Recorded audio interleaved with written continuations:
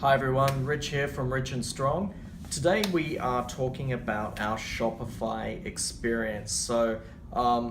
We started hearing about Shopify as a great way to make money, just sort of business in a box, I guess, because we'd had very limited website experience and also no e-commerce experience. So with that in mind, we set up a Shopify store. Something to be careful about is that you need to get what your business is about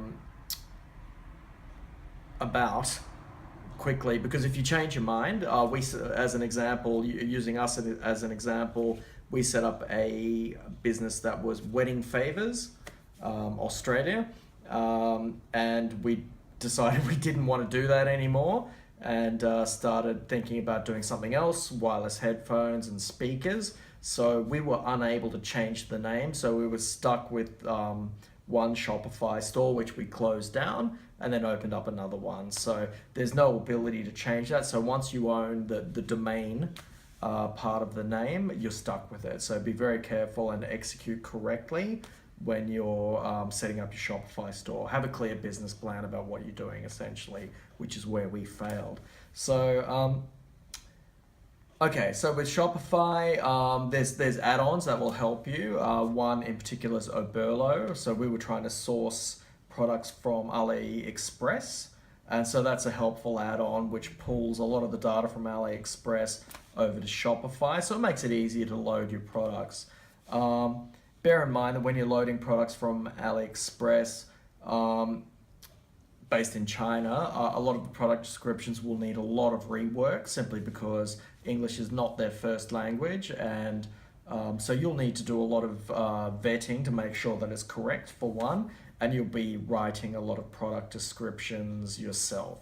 So that's something to be mindful of. Technically, especially in the tech area. So we were looking at wireless headphones and speakers. So we had to rewrite a lot of the products simply because they didn't make sense.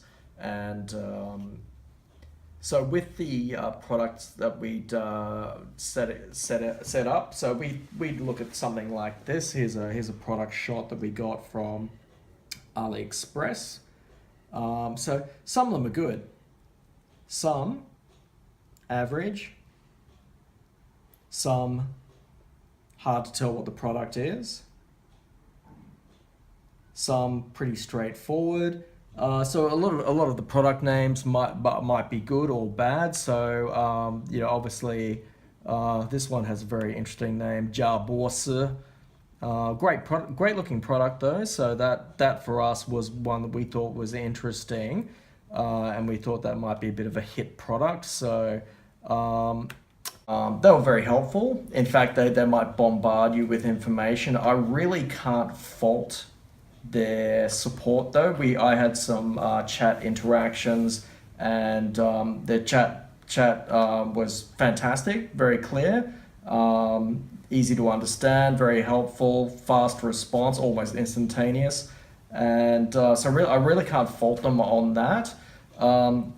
For us though, because you are setting up an independent store, you need to advertise it somehow, because people don't know where you are.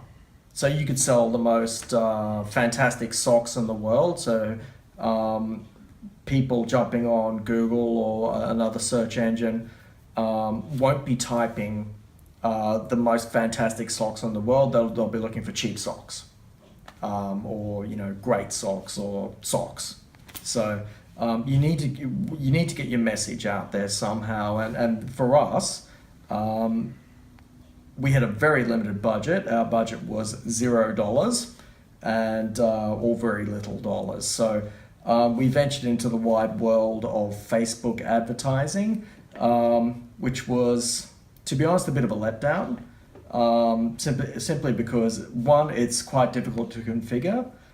Two, getting people to like and even look at your ad specifically, and you need to be very specific with the groups that you're targeting. It was difficult to do, so we picked a couple of cities. We picked Colorado in the United States, and some other area. And so we had to really target who'd be looking at it. Would it be people who need wireless headphones? So what sort of people would they be? Would they be people who hikers or going to the gym, or what age group would they fall into, etc., etc. So the Facebook ads themselves kind of difficult to configure, and for the number of views relative to purchases, we made nobody bought anything from us. I'm embarrassed to admit. So one, because our site wasn't perfect. However, we just decided to get it out there.